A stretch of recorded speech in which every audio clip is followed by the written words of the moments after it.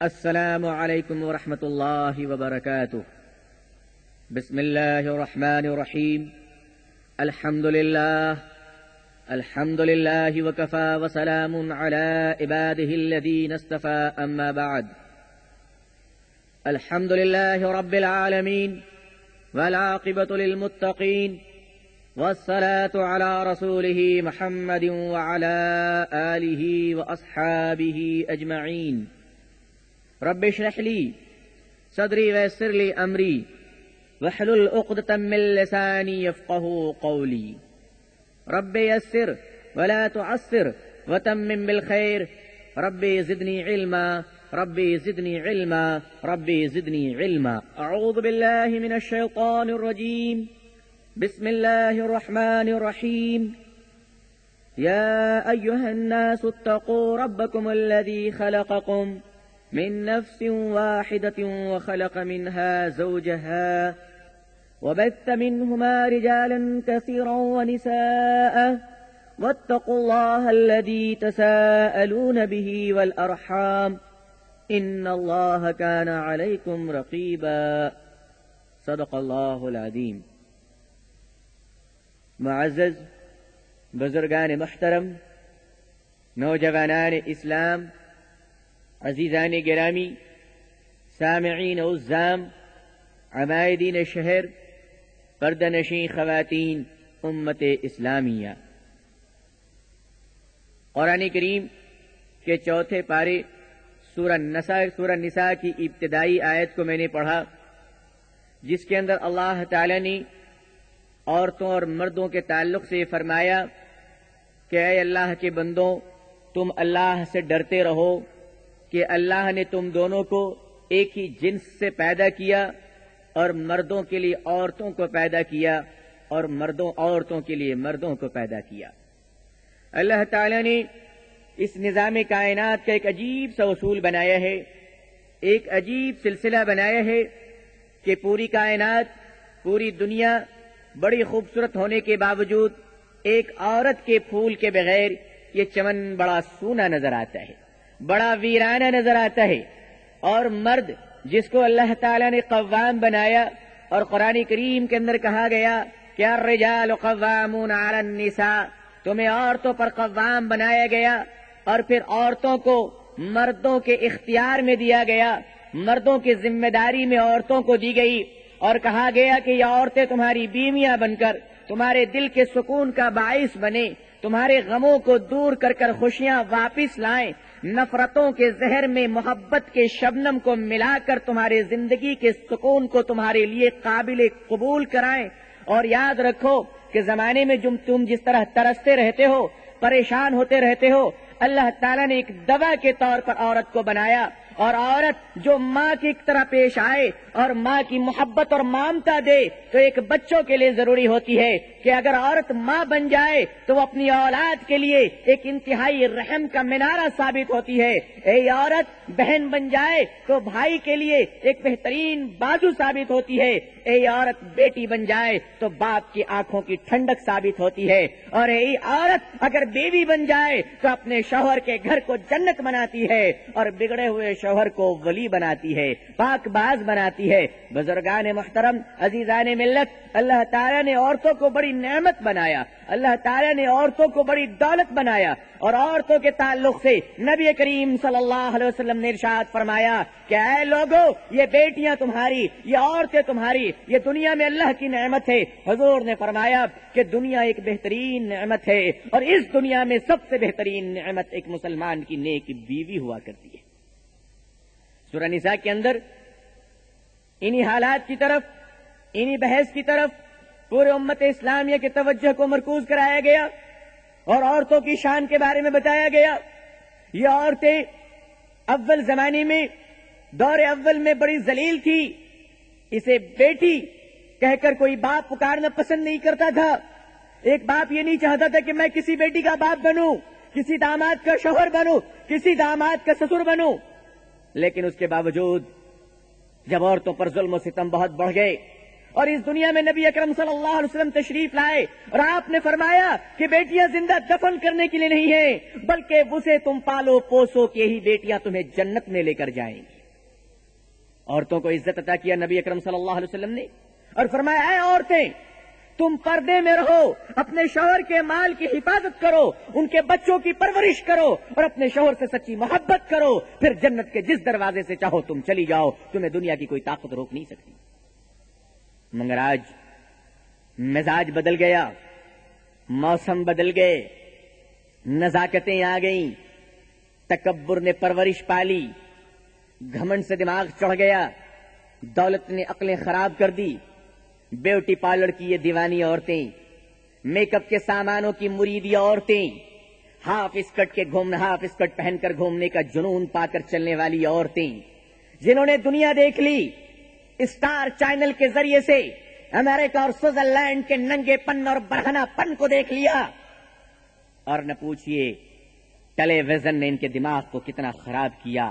کہ یہ عورتیں آج معلوم نہیں ہوتی کہ یہ وہی عورت ہے جو ایک نازک سی پھول تھی، یہ وہی عورت ہے جو مامتا کا سمندر بن کر اپنے بچوں کی پرورش کرتی تھی، یہ وہی عورت ہے جو دست و بازو بن کر اپنے بھائی کے لیے ایک دامن محبت کو پھیلایا کرتی تھی، کیا یہ وہی عورت ہے جو بیٹی بن کر اپنے باپ کی آنکھوں کی ٹھنڈک کا سبب ہوا کرتی تھی، کیا یہ وہی عورت ہے جو کبھی بیوی بن کر عائشہ کا رول ادا کرتی ہے، کبھی بیوی بن کر حضرت فاطمہ الزہرا کا رول ادا کرتی ہے، جس عورت کی وجہ سے حضرت آدم علیہ الصلوۃ والسلام کو جنت میں دل لگا اور اللہ نے اسے بہترین خوشبو اور بہترین پھول بنا کر دنیا میں بھیجا اور مردوں کے دلوں میں اس کی محبت کو ڈال دی اور بتایا کہ عورت ایک نازک سی زندگی ہے، اس پر ظلم نہ کرو۔ لیکن آج بات الٹی ہو گئی، حالات الٹے ہو گئے، عورتوں نے وہ کرنا شروع کر دیا کہ جو کرنے کی جرت شیطان کو نہیں ہو رہی ہے، اور شیطان بھی شرمندہ ہے کہ اے عورتیں، واقعی کیا تم میری بڑی خالہ بن گئی ہے؟ کیا واقعی تو میری بڑی استاد بن گئی ہے؟ آج تو مرد ان کے غلام بن گئے ہیں، عورتیں ان کے سروں پہ بیٹھ گئی ہیں، نہ پوچھے کس قدر گھروں میں بغاوتیں ہوتی ہے، پھولوں سے نزاکت ختم ہوئی، پتھر کے صنم کا دور آیا، عورت میں جہالت در آئی، مردوں پہ ستم کا دور آیا۔ آج عورتیں شرافت کے پہلو میں بیٹھ کر وہ حرکتیں کر رہی ہیں کہ یقین نہیں ہوتا کہ مسلمانوں کی بیٹیاں ایسا کر سکتی ہیں، ہم تو یہ سوچتے تھے کہ یہ حرکتیں یہودیوں کی بیٹیوں کی ہوگی، یہ حرکتیں تو عیسائیوں کی بیٹیوں کی ہوگی، یہ حرکتیں مشرکوں اور کافروں کی بیٹیوں کی ہوگی، لیکن آج مجھے کہنے دیجئے کہ آج جن حرکتوں کی طرف میں جا رہا ہوں، آج جن حرکتوں کی طرف اشارہ کر رہا ہوں، آج جس کردار کی نقاب کشائی کر رہا ہوں، وہ کردار، وہ اخلاق، وہ بد اخلاقی، وہ بد دیانتی، وہ ظلم و ستم ایک مسلمان کی بیٹیاں کر رہی ہے اور اپنے شوہروں کے ساتھ کر رہی ہے۔ پہلے ایک زمانے تک اس بات کو مشہور کیا گیا کہ مرد عورتوں پر ظلم کرتے ہیں، غریب کی جورو سب کی بھابھی ہوتی ہے، تھوڑا بھی ظلم ہو جائے، تھوڑی بھی کچھ گڑبڑ پیدا ہو جائے، ساڑی پھٹ جائے یا کپڑے درست نہ ہو، الزام تو اس بیچارے معصوم بھولے بھالے نادان مردوں کی طرف ہی آتا ہے۔ دنیا سمجھتی ہے کہ آج اگر یہ عورت کی آنکھوں میں آنسو ہے تو اس کے شوہر کے ظلم کی وجہ سے ہے، لیکن میں بتا دوں معافی کے ساتھ کہ جتنی مکر و فریب کی آنسویں عورت بہا لیتی ہے، شاید مگر مچھ بھی بہانے کی جرت نہیں کرتی ہے۔ عورتوں کا سب سے بڑا ہتھیار اس کے آنکھوں کے وہ آنسو ہیں کہ جس آنسو کے 2 قطرے ٹپکا کر وہ ساری دنیا کو اپنا ہم نوا بنا لیتی ہے، اور ہم نوائی بھی اس لیے نہیں کہ وہ اپنے گھر والوں کی حمایت میں بنائیں، ہم نوائی بھی اس لیے کہ وہ اپنے شوہر کے خلاف ہم نوا بناتی ہیں، اپنے سسر کے خلاف ہم نوا بناتی ہیں، اپنے ساس، دیور اور ننند کے خلاف ہم نوا بناتی ہیں۔ عورتوں نے اپنے آنسوؤں کا استعمال اس طرح کرنا شروع کر دیا۔ ایک زمانے تک مرد بدنام رہے کہ جہیز کے لیے مرد ستاتے ہیں، عورتوں پر وہ مظالم کرتے ہیں۔ میں نے بھی نہ جانے کتنی تقریریں کی کہ عورتوں پر ظلم ہو رہا ہے۔ بات تو تھوڑی صحیح بھی ہے کہ مردوں نے عورتوں پر ظلم کیے ہیں، یہ صحیح ہے کہ جہیز کے لیے عورتیں جلائی گئی ہے، یہ بھی صحیح ہے کہ عورتوں کے لیے جہیز کے لیے عورتوں کو طلاق دیا گیا ہے، لیکن میرے دوستوں اور بھائیوں، انصاف کا اگر 40واں حصہ بطور زکات آپ کے پاس موجود ہے تو عورتوں کو بھی یہ ماننا پڑے گا کہ آج کے اس صدی میں، ملینیم کے زمانے میں، سن 2000 کے نئی صدی میں اور 99 کے گزشتہ سال میں اگر آپ تاریخ کو اٹھا کر دیکھیں گے تو آپ کو قسم کھا کر کہنا پڑے گا کہ آج کے اس صدی میں مردوں سے زیادہ عورتوں نے کہیں مردوں پر ظلم کیا ہے، اور آج عورتیں مردوں پر ظلم کر رہی ہیں۔ ایسا لگ رہا ہے کہ ملینیم کی اس نئی صدی میں سن 2000 کی صدی میں ساری عورتیں Y2K کے پرابلم کا شکار ہو گئی ہیں، اور آج ان کے دماغ کا کمپیوٹر نہیں چل رہا ہے۔ عورتوں میں ہرس آ گئی کہ میں مردوں کی چال چلوں گی، میں مردوں کے کپڑے پہنوں گی، میں مردوں کی شانہ بشانہ چلوں گی، میں مردوں سے زبان لگا کر بات کروں گی۔ میری مائیں اور بہنیں، اللہ نے تمہیں مرد نہیں ایک عورت بنایا ہے، اللہ نے تمہیں ماں نہیں اللہ نے تمہیں باپ نہیں ماں بنایا ہے، اللہ نے تمہیں شوہر نہیں بیوی بنایا ہے۔ عورت جب تک عورت ہوتی ہے اس دنیا میں اس کی عزت ہوتی ہے، جس دن عورت ناگن بن جائے ساری دنیا اس کو کچلنے کی تیاری کرتی ہے۔ آج مجھے یقین نہیں آتا جب لوگ آ کر بتاتے ہیں کہ عورتیں اس طرح سے مردوں کو ستا رہی ہیں، ایک بیوی اپنے شوہر کو سرے بازار اس طرح ذلیل کر رہی ہے۔ یقین نہیں ہوتا کہ عورت جیسی شریف اور باحیا نسل، عورت جیسی نازک پھول، عورت جیسی معصوم زندگی کیا واقعی ظلم کے بارے میں سوچ سکتی ہے؟ یہ برقعے میں لپٹی ہوئی خوبصورت حسین چاند سا چہرہ، یہ زلفیں بکھرائی ہوئی جس پر بادل بھی قسمیں کھا رہی ہے، یہ ان کی انگڑائی کوئل جیسی بولیاں، یہ ان کی شرافت سراپا رحمت، جنہیں دیکھ کر ایسا لگتا ہے کہ اللہ اللہ، اگر دنیا میں ان کے حسن اور نزاکت کا یہ عالم ہے تو جنت کی حوروں کا کیا عالم ہوگا۔ یقین نہیں آتا کہ یہ عورت ناگن بن کر ڈس رہی ہے، یہ عورت ظلم اور ستم کر رہی ہے۔ لیکن واقعہ تو واقعہ ہے، سچائی تو سچائی ہے، حقیقت تو حقیقت ہے، سورج تو سورج ہے، دین تو دن ہے، اور خوشبو اور بدبو میں دونوں فرق ہے، یہ تو آپ کو تسلیم کرنا ہی پڑے گا۔ اصلاح معاشرہ پر بہت سارے بیانات ہوئے اور ہم نے نوجوانوں سے کہا قسمیں کھاؤ تم کہ بغیر جوڑے جہیز کی شادیاں کرو گے۔ نوجوان ہمارے جوش میں آئے، حضور صلی اللہ علیہ وسلم کی سچی محبت میں پا کر، سچی محبت اور عشق میں آ کر انہوں نے وعدہ کیا کہ میں جوڑا جہیز نہیں لوں گا، میں کسی سے کوئی رقم نہیں لوں گا، لڑکی کے باپ سے کوئی مطالبہ نہیں کروں گا، لڑکی کے والد کی طرف سے کوئی دعوت نہیں کھاؤں گا، اپنے پیسہ خرچ کر کے لڑکی کے گھر میں جاؤں گا، پورے نکاح کا خرچہ برداشت کروں گا اور غریب لڑکی سے نکاح کروں گا۔ جو لڑکیاں گھروں میں رو رہی ہیں، سسک رہی ہیں، تڑپ رہی ہیں، ہم اپنا مال خرچ کر کے اسے بیاہ کریں گے اور اس لڑکی کو اپنی بیوی بنائیں گے۔ اور اپنی قسموں کو نوجوانوں نے پورا کیا، اپنے وعدے کو پورا کیا،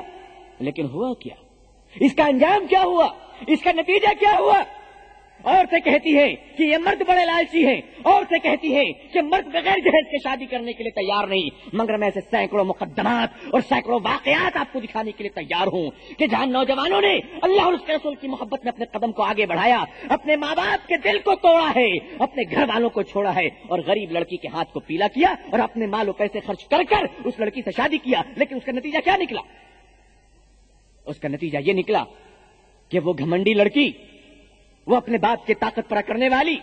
وہ اپنے بھائیوں کی طاقت پر غرور کرنے والی، وہ بد اخلاق ماں کی پرورش کی ہوئی بیٹیاں، جب یہ خوددار نوجوان کے گھر میں بیوی بن کر آتی ہے تو پہلے ہی دن سے جھگڑا شروع ہو جاتا ہے، اور یہ جھگڑا شوہر کی طرف سے نہیں بلکہ بیوی کی طرف سے ہوتا ہے۔ اور وہ لڑکی کہتی ہے کہ تمہیں کون پوچھتا تھا، یہ تو میرے باپ کا احسان ہے کہ اس نے مجھے تیری بیوی بنا کر تیرے گھر میں پہنچا دیا۔ تو اپنے گھر سے اپنے باپ کو نکال، اپنے ماں کو نکال، اپنے بھائی کو نکال، اپنے بہن کو نکال، صرف میں رہوں گی۔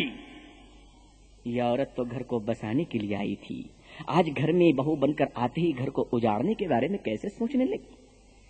ایک عورت کے بارے میں ایسا کیسے سوچا جا سکتا ہے؟ آپ ذرا غور کیجئے۔ اس کے بعد وہ شوہر کہتا ہے کہ ماں باپ میرے پیارے ہیں، میں اسے نہیں چھوڑوں گا۔ بیوی غصے میں آتی ہے اور اپنے شوہر سے بات کرنا چھوڑ دیتی ہے اور جھوٹی جھوٹی باتوں پر لڑنا شروع کر دیتی ہے۔ وہ ماں جو بیٹی کے بگاڑنے کا سبب ہے۔ آج کل جتنے طلاق ہو رہے ہیں، جتنی خلا ہو رہی ہے اور لڑکیوں کی طرف سے جتنا بگاڑ ہو رہا ہے، مجھے کہہ لینے دیجیے کہ اس میں 90% لڑکیوں کے ماں کا قصور ہے کہ انہوں نے اپنی بیٹی کو صحیح سے سمجھایا نہیں، صحیح سے پڑھایا نہیں، صحیح سے پرورش نہیں کی، اور شادی کے بعد اپنی بیٹی کو شوہر کے فرائض کے متعلق نہیں بتاتی ہے، بلکہ سسرال جا کر اپنی بیٹی سے پوچھتی ہے بتا تیرا سسر کیسے باتیں کرتا ہے، بتا تیری ساس تجھ سے کیسے رہتی ہے، بتا تیرے شوہر کا تعلق اور شوہر کا رویہ تیرے ساتھ کیا ہے۔ تو وہ لڑکی جس نے ماں کے ساتھ، ماں سے اپنے باپ کی شکایت کو سن سن کر پک چکی تھی، وہ لڑکی جس کو سن چکی تھی کہ میری ماں ہر گھڑی ہر وقت مصلے سے لے کر دعا تک، حج سے لے کر عمرہ تک، گھر سے لے کر دکان تک، مارکیٹ سے لے کر بازار تک، باتھ روم سے لے کر کچن تک ہمیشہ اپنے شوہر یعنی میرے باپ کی شکایت کرتی رہتی تھی، وہ لڑکی پریپیڈ رہتی ہے اور اپنے ماں کے سامنے ہی اسٹارٹنگ اپنے شوہر کی شکایت شروع کرتی ہے اور کہتی ہے میرا شوہر مجھے ٹھیک سے دیکھتا نہیں ہے، میرے زیوروں کا خیال نہیں رکھتا، مجھے کپڑے لا کر نہیں دیتا، الٹی سیدھی جھوٹی شکایت. وہ شوہر جو بیچارہ نمازی ہے، وہ شوہر جو بیچارہ دیندار ہے، جو اپنی بیوی کو اپنے دل پر نہیں بلکہ اپنے سر پہ بیٹھال کے رکھنا چاہتا ہے، لیکن یہ ظالم عورت اپنے نازک اور اپنے دلدار اور وفادار شوہر کو اپنے ماں کے سامنے بدنام کرتی ہے. اللہ کو جلال آتا ہے، فرشتے اس لڑکی پر لعنتیں بھیجتے ہیں جو اپنے شوہروں کی جھوٹی شکایتیں کرتی ہے. وہ ماں بھی کتنی ناپاک ہے، وہ ماں بھی کتنی ظالم ہے. اپنی بیٹی کو سمجھانے کے بجائے یہ درس دیتی ہے کہ اگر تیرا شوہر ایسا ہے، اگر تیرا شوہر تجھ سے باتیں نہیں کرتا، اگر تیرا شوہر تیرے سسر اور ساس کو اپنے گھر سے نہیں نکالتا، تھوک کر اپنے شوہر کے چہرے پہ تھوک دے اور واپس آ جا. تیرا باپ ابھی جوان ہے، تجھے کما کر کھلائے گا. ارے وہ نادان عورت، ارے وہ نادان عورت، اگر تجھے اپنی بیٹی کی جوانی باپ کی جوانی پر ہی چلانا تھا، اگر اپنی جوان بیٹی کو باپ کی کمائی پر ہی پالنا تھا، تو اس معصوم انسان اور وفادار شوہر کے ہاتھ میں اپنی بیٹی کا ہاتھ تو نے کیوں دیا تھا؟ وہ لڑکی گھمنڈ میں اپنے ماں باپ کے گھر چلی جاتی ہے اور شوہر سے ذرا محبت کی باتیں بھی نہیں کرتی، بلکہ کہہ دیتی ہے کہ میری کون سی قسمت پھوٹ گئی تھی کہ میں تیری بیوی بن گئی، تو اس سے بڑا بدقسمت اس شہر میں کوئی انسان نہیں ہے، اور اپنے شوہر کا دل توڑ کر اپنے باپ کے گھر جاتی ہے. بات اتنی میں ختم نہیں ہو جاتی. اس کے بعد اس کے باپ کتنے نادان ہیں دیکھیے، اس کے بھائی کتنے نادان ہیں دیکھیے. فوراً ایک مقدمے کی تیاری ہوتی ہے کہ چلو ڈوری کیس جہیز ہراسانی کا مقدمہ تمہارے شوہر پر دائر کر دیتے ہیں تاکہ پولیس تمہارے شوہر کو پکڑ لے اور جیل میں اتنی پٹائی کرے کہ اس کی ہڈیاں تک ٹوٹ جائے. یہ ہو رہا ہے ایک انصاف کے ساتھ، ایک ایمانداری کے ساتھ نکاح کرنے کا انجام. اس کے بعد وہ خوبصورت لڑکی نقاب میں لپٹی ہوئی ایک چاند جو حور معلوم ہوتی ہے، اپنے باپ اور اپنے جوان بھائیوں کے ساتھ دندناتی ہوئی بے شرم اور بے آبرو بے حیا بن کر پولیس انسپکٹر کے پاس جاتی ہے اور جھوٹا مقدمہ دائر کرتی ہے کہ میرا شوہر مجھ سے جہیز کا مطالبہ کر رہا ہے، میرا شوہر مجھ سے لاکھوں روپے منگوانے کے لیے مجھے مار رہا ہے، پیٹ رہا ہے. جس شوہر نے اپنا پورا پیسہ خرچ کر تم سے نکاح کیا، وہ تم سے لاکھوں روپے کیوں مانگے گا؟ پولیس انسپکٹر کے سامنے ایک شریف لڑکی اپنی زبان سے اپنے شوہر کے خلاف جھوٹی شکایتیں کر رہی ہے. ذرا شرم نہیں آتی کہ جس شوہر کے پہلو میں تم نے اپنے آبرو کا مالک اسے بنایا اور اپنے جسم کو تم نے سونپ دیا، جس سے محبت اور وفاداری کی تو نے قسمیں کھائی اور اللہ کا نام لے کر تو نے اس کے ہاتھ کو پکڑا ہے، آج تو اس شوہر کے خلاف جھوٹی شکایتیں دائر کر رہی ہے، جھوٹا مقدمہ دائر کر رہی ہے. اور اس کے بعد لڑکی کا باپ 10,000 روپے کی رشوت پولیس انسپکٹر کو دیتا ہے اور کہتا ہے انسپکٹر صاحب، جس داماد کو میں نے پھولوں کا ہار پہنایا تھا، آج آپ اس داماد کو پکڑ کر لائیے اور جیل کی سلاخوں میں اتنے جوتے ماریے، اتنے جوتے ماریے، تاکہ میرا بیٹا جب کسی کا داماد بنے اور جب اس کا سسر میرے بیٹے کو جوتے پروائے تو وہ ایک ایک جوتے کی آواز میرے خاندان تک یاد کیا جانا چاہیے. وہ بیچارہ نمازی شوہر، وہ بیچارہ دیندار لڑکا جس نے محبت اور اسلام کے خاطر نکاح کیا تھا، آج اس کا انجام یہ ہو رہا ہے کہ جھوٹے مقدمات میں اس کو پھنسا کر ہاتھوں میں ہتکڑیاں لگا کر جیل کی سلاخوں میں اسے ڈال دیا جا رہا ہے. عورتیں اور وہ لڑکی بڑے تکبر میں خوش ہوتی ہے کہ چلو میں اپنے شوہر کو جیل میں بھجوا دیا، اپنے سسر کو جیل میں بھجوا دیا. ارے وہ لڑکی، ارے وہ نادان لڑکی، تجھے اپنے حسن پر بڑا گھمنڈ ہے، تجھے اپنی جوانی پر بڑا ناز ہے. کب تک تیرا حسن باقی رہے گا؟ کب تک تیری جوانی باقی رہے گی؟ یاد کر کہ جب تیرے چھوٹے چھوٹے بھائی جوان ہوں گے اور ان کی بیویاں جب تیرے گھروں میں آئیں گی تو تجھے لات مار کر نکال دیا جائے گا، کہا جائے گا یہ گھر ہمارا ہے، تو نکل چل. حسینوں، اپنے مستقبل کا چہرہ شام میں دیکھو، زبان سے ڈوبتے سورج کا منظر کچھ نہیں کہتا. آپ سمجھتی ہیں کہ آپ کا حسن ہمیشہ برقرار رہے گا، آپ کی جوانی ہمیشہ برقرار رہے گی، اور یہ ظلم جو آپ نے کیا ہے، اس ظلم کی پکڑ اللہ کے سامنے نہیں ہوگی. خون تو پھر خون ہے، جب ٹپکے گا تو جم جائے گا. ظلم تو پھر ظلم ہے، جب بڑھے گا تو ختم ہو جائے گا. آج یہی باتیں ہیں. اور پھر عدالت میں بات پہنچتی ہے اور وہاں وہ لڑکی اپنے اس شوہر کے خلاف جھوٹی باتیں کہہ رہی ہے جس شوہر نے کبھی ہاتھوں میں سگریٹ نہیں پکڑا. اس کی بیوی کھڑے ہو کر کہتی ہے کہ میرا شوہر شراب پی کر آتا ہے. ذرا آپ سچ بتائیے، اس نوجوان کا دل کتنا ٹوٹ جاتا ہوگا کہ میں نے تجھے اپنی بیوی بنایا، شراب کی بوتل تک کو میں نے کبھی نہیں دیکھا ہے. آج بیوی کھڑی ہو کر مقدمے میں جھوٹی باتیں کہہ رہی ہے کہ میرا شوہر شراب پی کر آتا ہے اور مجھے مارتا ہے، مجھے ستاتا ہے. اگر یہی حالات رہی اور عورتوں کا ظلم اسی طریقے سے بڑھتا رہا، عورتوں کے نخرے اسی طرح سے بڑھتے رہے، تو آپ یقین مانیے نوجوانوں کے دلوں سے بھروسہ اٹھ جائے گا اور یہ نوجوان گھبرائیں گے کہ کس لڑکی سے میں نکاح کروں، کیونکہ دیکھنے میں تو ہر ایک شریف معلوم ہوتی ہے، حقیقت تو بعد میں نظر آتی ہے. دیکھنے میں سبھی میٹھی میٹھی باتیں کرتی ہیں. شکل تو ہر ایک کی چاند جیسے چمکدار اور ستارے جیسے درخشاں ہوتے ہیں. زلفیں تو ہر ایک کی ناگن جیسی باتیں کرتی ہیں. لیکن بھروسہ کس پر کیا جائے, کس پر یقین کیا جائے؟ آج یہی وجہ ہے کہ شریف لوگ آگے بڑھنے سے ڈر رہے ہیں کہ ہم کس لڑکی سے نکاح کریں. اور نکاح کے بعد لڑکیاں کہتی ہیں مجھے زیور لا کر دو, مجھے فلانے رشتہ دار کی شادی میں جانا ہے. یہ بیچارہ غریب جو ایمانداری کی کمائی کماتا ہے, رشوت کے پیسے ہیں نہیں کیونکہ یہ پولیس کی نوکری تو کرتا نہیں ہے. اب یہ بیچارہ غریب اپنی بیوی سے کہتا ہے کہ میں تجھے کہاں سے لا کر دوں. تو وہ ظالم لڑکی جس کے شرافت کے بول, جس کی صداقت کے الفاظ, جس کی میٹھی میٹھی باتوں سے لوگ متاثر ہو گئے, وہ کہتی چوریاں کر لاؤ, تم بھاڑ میں جاؤ, اپنے گھر کو بیچ کر لاؤ. اگر تم خرید نہیں سکتے تو مارواڑیوں کے یہاں سے سود پر تم زیور لے کر آؤ تاکہ میں پہن کر جاؤں اور اپنے حسن اور نزاکت کا مظاہرہ کروں. آپ اندازہ کیجئے ایک مرد اس عورت کے بارے میں کیا سوچ سکتا ہے, ایک شوہر اپنی بیوی کے بارے میں کیا سوچ سکتا ہے. کیا واقعی یہ وہی لڑکی ہے کہ جس سے میں نے نکاح کیا اور شرافت کی قسمیں کھائی, اور وہ لڑکی جس کی بڑی تعریفیں ہو رہی تھی آج کیا نکل رہی ہے یہ؟ اگر یہی حالات رہے تو لڑکوں کو یہ مشورہ دینا پڑے گا. آج دارالقضا میں آپ چلے جائیے, لڑکیوں کی طرف سے ہزاروں درخواستیں پڑی ہوئی ہیں کہ ہمیں اپنے شوہر سے خلا چاہیے, ہمیں اپنے شوہر سے خلا چاہیے. جو لڑکیاں بلا وجہ اپنے شوہروں سے طلاق مانگتی ہیں, اللہ اور اس کے رسول کی لعنت ہوتی ہے ان پر. وہ عورتیں بے حیا ہیں, فاحشہ ہیں, عیاش عورتیں کی طرح ہیں جو اپنے شوہروں سے بلا وجہ طلاق مانگتی ہیں. پیسوں کے لیے, کپڑوں کے لیے, زیوروں کے لیے. تمہیں ایک دن دنیا سے جانا ہے, تمہیں ایک دن دنیا سے رخصت ہونا ہے. ذرا یاد کرو تم کب تک رہو گی. مشینی دور نے ناز و ادا کا قتل کیا, مشینی دور نے ناز و ادا کا قتل کیا. بدن کو چیر کے انگڑائیاں تلاش کرو, یہ شرط ہے کہ بدن میں نہ ہو روح اور یہاں ہو. یہ شرط ہے کہ بدن میں نہ روح اور یہاں ہو. تمہیں یہ حق ہے کہ آزادیاں تلاش کرو. عزیزان ملت, روزانہ ایسے واقعات منظر پہ آ رہے ہیں کہ لڑکیوں کی جانب سے اپنے شوہر اور ان کے بزرگ والدین پر ظلم و تشدد کیا جا رہا ہے. انہیں ناکردہ گناہوں کی سزائیں دی جا رہی ہیں, انہیں سر عام ذلیل کیا جا رہا ہے. تکبر کے نشے میں مغرور لڑکی رشوت کے زور پر اپنے وفادار شوہر اور بے گناہ ساس سسر کو جیل کے سلاخوں میں ڈال کر سسک سسک کر رونے پر مجبور کر دیتی ہے. پولیس آتی اور لے کر چلی جاتی ہے. پولیس کو اتنا احساس بھی نہیں کہ سچائی کا معائنہ کریں, سچائی کی تحقیق کریں. بس ایک لڑکی نے رو دیا, دھو دیا, آنکھوں سے آنسو کو ٹپکا دیا تو آپ کیا سمجھتے کہ آنسو سچائی کے قطرے ہیں؟ آپ کو تحقیق کرنی چاہیے. اس لڑکے کے والدین جو بوڑھے ہیں, بیمار ہیں, ہارٹ پیشنٹ ہے, شوگر پیشنٹ ہے, ان کو لا کر پولیس اسٹیشن میں بیٹھایا جاتا ہے. اس کا مطلب تو یہ نہیں ہے کہ ڈوری کیسز کا اس طرح سے مس یوز کی جائے اور پولیس اسٹیشن سے لے کر عدالتوں تک اس کا جھوٹ اور غلط استعمال کیا جائے. اگر یہی حالات رہے, اگر یہی کیفیت رہی,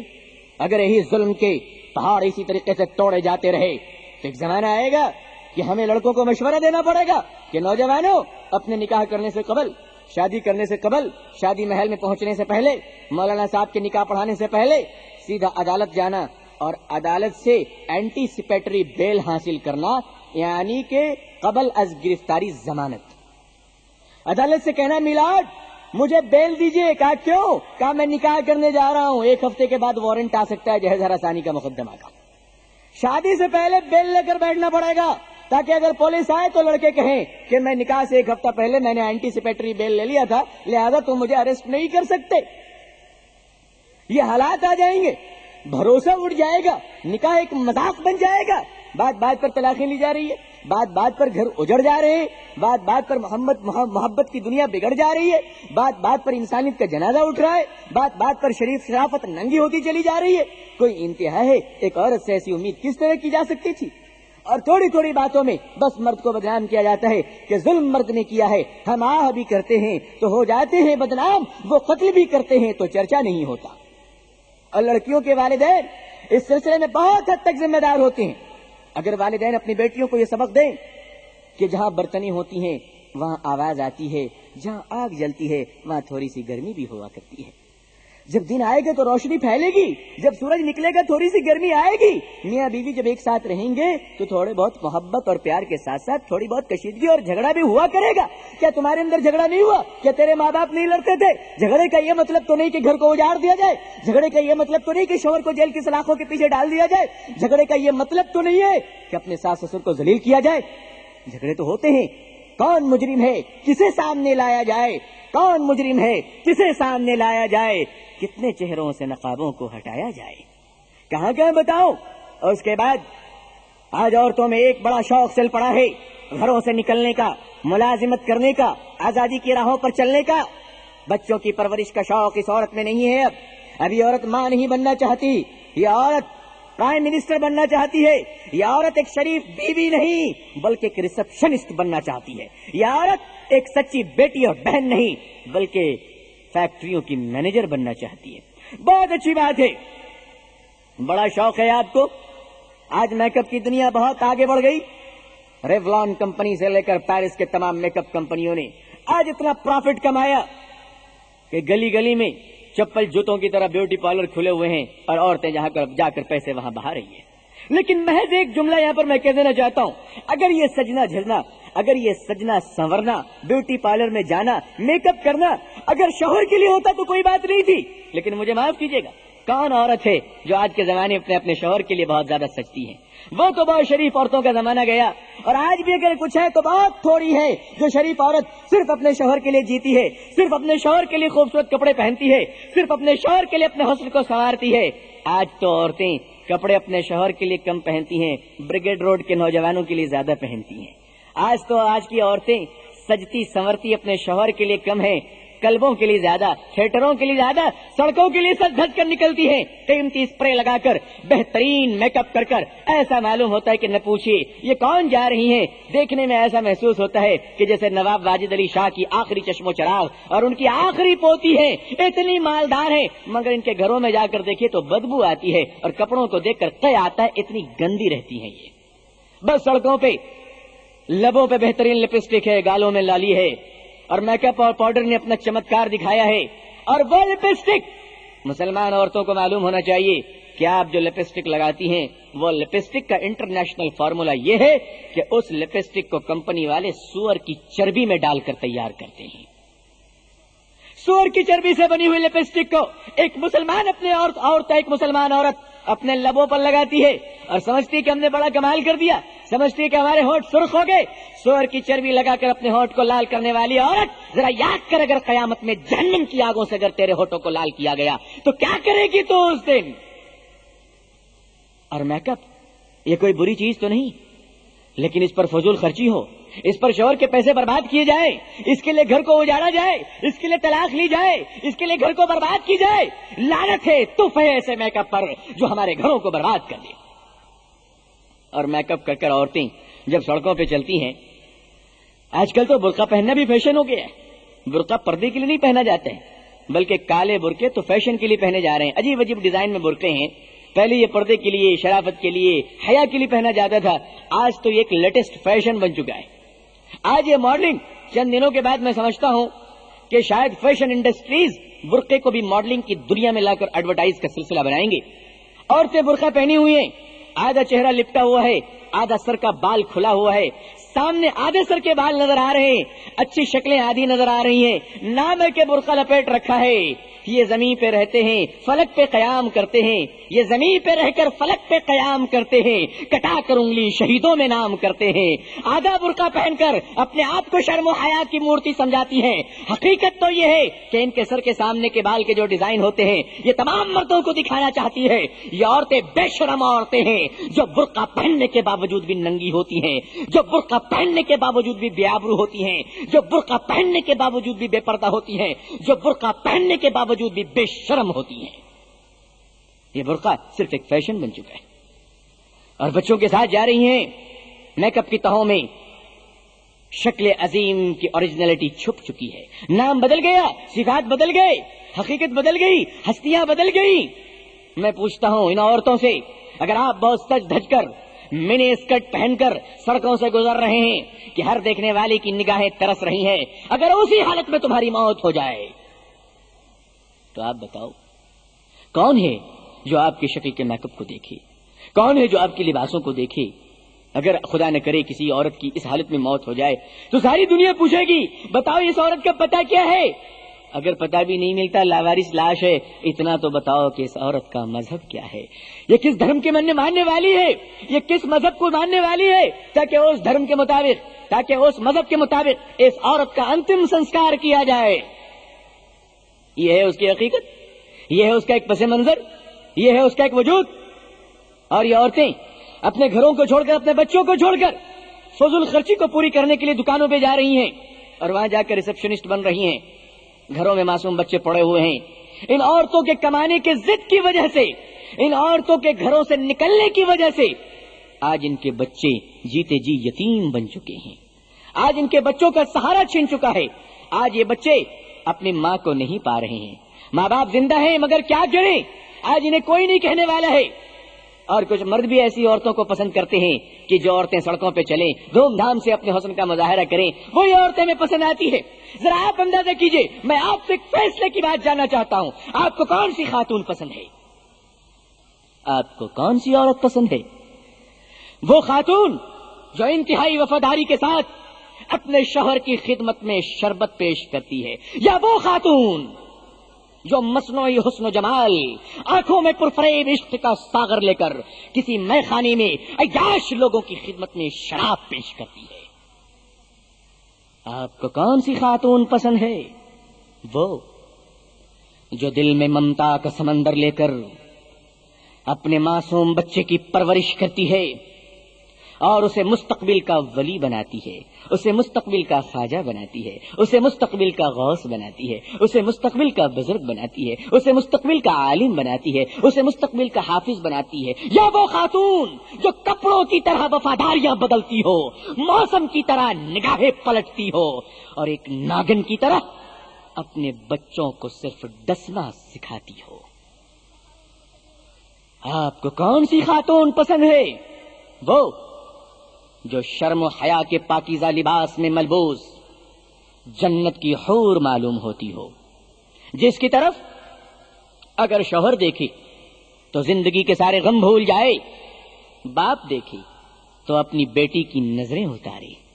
بھائی دیکھے تو اپنی بہن کی شرمیلی اداؤں پر قربان ہو جائے؟ یا وہ خاتون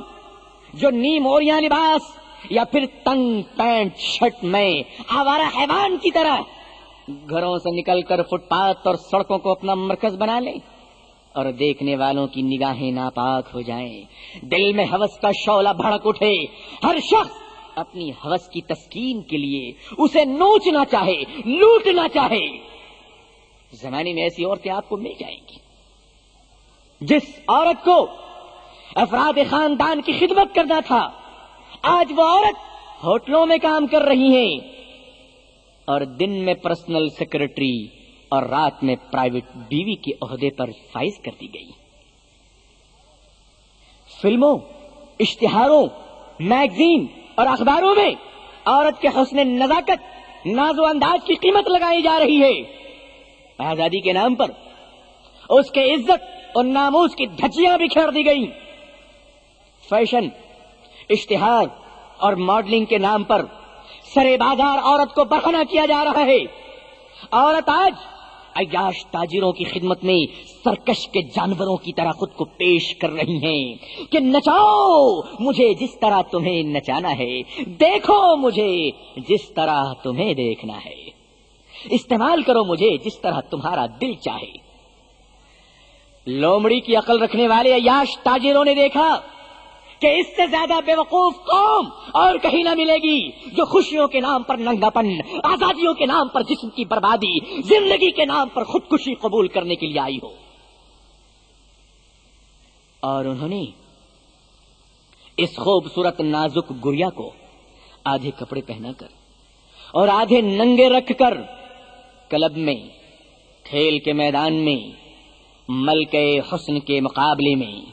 خبریں پڑھنے میں، باکسنگ کے میدان میں، سوئمنگ پول تیراکی میں، جھاڑو سے لے کر ہوائی جہاز تک کے ایڈورٹائز میں عورت کو انتہائی بے دردی کے ساتھ ایک جانور کی طرح استعمال کیا۔ اور عورتوں کی عقل مندی تو دیکھیے، وہ اس ظلم کو دنیا کا سب سے عظیم ترین انصاف قرار دے رہی ہیں، اور وہ ہر ایسی ناپاک ذمہ داریوں کو ہر وقت سلام کرنے کے لیے تیار بیٹھی ہوئی ہیں۔ عورتوں کے نازک ہاتھوں میں آزادی نسواں کا دل فریب جھنڈا تھما دیا گیا، جذباتی نعروں میں انہیں مست کر دیا گیا، اور یہ نعرہ دیا گیا عورت مرد سب برابر ہے۔ یورپ کے لوگوں نے، امریکہ کے لوگوں نے، ویسٹرن کلچر کے لوگوں نے ان عورتوں کو جذباتی نعروں میں مست کر دیا، جذباتی شراب پلائے گئے، اور ان عورتوں سے کہا گیا کہ اے عورتیں، محمد رسول اللہ کے قانون کو تو توڑ دے اور کھڑے ہو کر پیشاب کرنے والوں کا قانون کو تو اپنا لے۔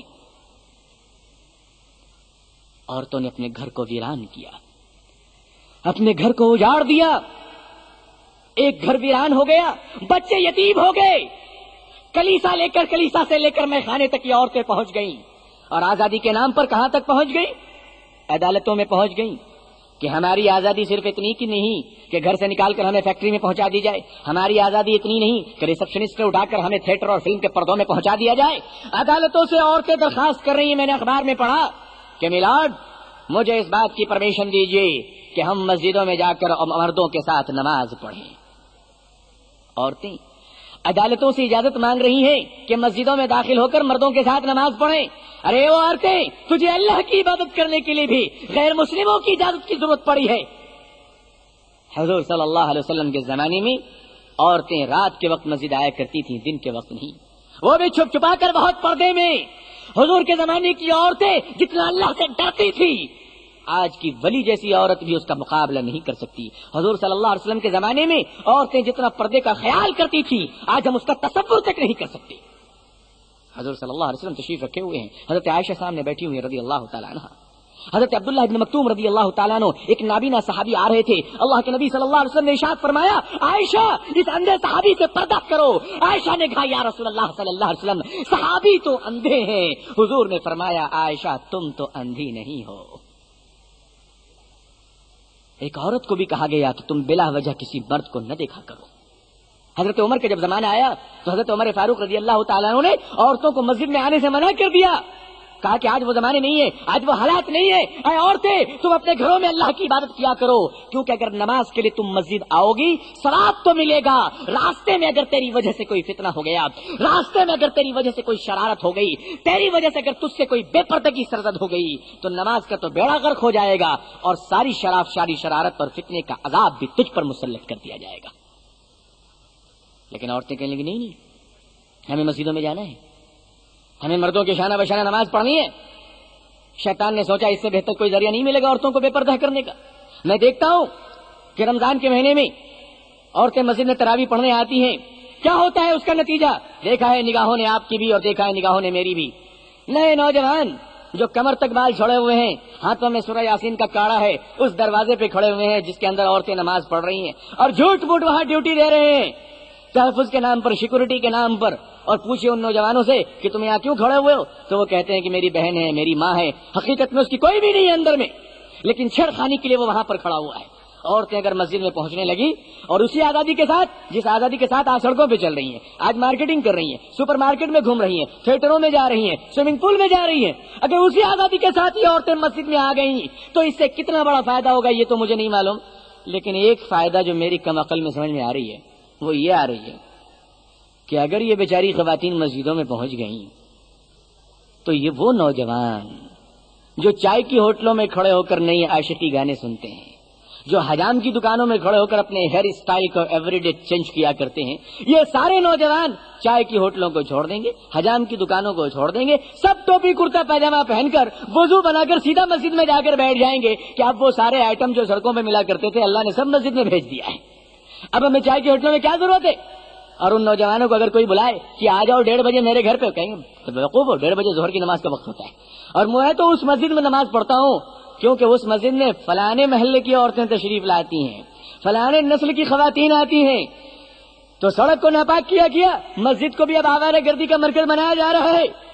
مسجد میں بہت کم ایسا ہوتا ہے کہ جہاں پردے کے ساتھ نماز ہوتی ہے، اگر واقعی پردے کا مکمل خیال کیا جا رہا ہے تو کوئی اعتراض کی بات نہیں ہے، لیکن اب تک تجربہ یہ دیکھ رہا ہے کہ پردے کا کوئی خیال نہیں ہو رہا ہے، ہو بھی رہا ہے اگر پردے کا تو نکلتے وقت بے پردہ کی ہوتی ہے، 60 سال کی بوڑھی ماں نقاب میں ہوتی ہے، 16 سال کی جوان بیٹی بغیر برقعے کی نماز میں آتی ہے۔ حالانکہ ماں سے زیادہ پردے کی اس کنواری لڑکی کو ضرورت تھی لیکن ماں کہتی ہے تجھے پردے کی کیا ضرورت ہے، میرا تو نمبر چل گیا، اب تو تیری لاٹری لگنے والی ہے، تو بھی پردے میں آ جائے گی تو لاٹری کہاں سے لگے گی۔ مسلمان گھروں میں آج جو بے حیائی کا مظاہرہ کیا جا رہا ہے اور عورتیں اس کی ذمہ دار قرار دی جا رہی ہیں، 100% خواتین ذمہ دار ہیں۔ اور اس کے بعد مسلمان عورتوں میں ایک بڑا فیشن، ویسے تو ساری عورتوں میں پڑ چکے ہیں لیکن مسلمان عورتیں ذرا زیادہ ذمہ دار ہیں، کیونکہ یہ حضور صلی اللہ علیہ وسلم کی امت ہے، حضور کی بیٹیاں ہیں صلی اللہ علیہ وسلم کی۔ مردوں کا لباس پہننے کا بڑا شوق چل پڑا، جینس پینٹ جینس شرٹ اور پہن کر چل رہی ہیں، یہ تو اللہ کا شکر ہے کہ مردوں کو یہ جنون نہیں پڑا، ورنہ اگر واقعی کمپٹیشن شروع ہو جاتے کہ لڑکیاں لڑکوں کے لباس کو پہنی ہوئی ہیں، اللہ نے لڑکوں کو بچا لیا، ورنہ یہ بھی شلوار جمپر پہن کے گھومتے ہوئے نظر آتے، اور بوڑھے لوگ بھی اچھی اچھی سلک کی ساڑیاں پہننے ہوئے نظر آتے، کہتے بھائی یہ کمپٹیشن کا دور ہے، برابر کا زمانہ ہے اور برابری کر رہا ہو۔ خدا نے مردوں کو لالچ سے بچایا اور اللہ نے ہم نوجوانوں کی حفاظت کی، ورنہ اگر یہ نوجوان بہترین چوڑی دار شلوار جمپر میں ہوتے تو یقین مانیے ہم منہ دکھانے کے قابل نہ ہوتے کہیں پر۔ لیکن یہ جنون، یہ لالچ تو لڑکیوں میں کہ وہ ہمارے لباسوں کو پہن رہی ہیں۔ ہمارے نوجوان تو بیچارے بڑے سیدھے سادے ہوتے ہیں، بھولے والے ہوتے ہیں، ان کو کچھ نظر نہیں آتا، بس جہاں گئے وہیں شروع ہو گئے، کچھ نہیں دیکھا کہ یہ برقعے میں اپنے گھر کے لوگ ہیں یا غیروں کے لوگ ہیں، آئیڈینٹیفیکیشن بھی بڑا مشکل ہو جاتا ہے۔ یہ بیچارے بڑے سیدھے سادے نوجوان، ایک بس اسٹاپ میں من چلا نوجوان کھڑا ہوا تھا، 60 سال کی ایک بڑھیا، لیکن میک اپ اتنا زبردست کی تھی کہ عمر کا اندازہ لگانا مشکل تھا، 50% ڈسکاؤنٹ دوں یا 25% ڈسکاؤنٹ دوں۔ یقین مانیے میرا خیال ہے شاید 18 اور 20 سال کے درمیان معلوم ہوتی ہوں گی۔ نوجوان کا دل آ گیا، انہوں نے گنگنانا شروع کیا کہ رفتہ رفتہ میری نظر کسی سے لڑی ہے۔ بڑھیا نے سن لیا اور پلٹ کے کہا کمبخت، جس سے تیری نظر لڑی ہے وہ تیری ماں سے بھی بڑی ہے، تو کس سے نظر لڑا رہا ہے؟ یہ بیچارے بھولے والے نوجوان، ان کو زیادہ کچھ سمجھ میں نہیں آتا، بس یہ جہاں تہاں جا کر اپنی نظروں کو خراب کرتے ہیں۔ میں تو نوجوانوں سے درخواست کروں گا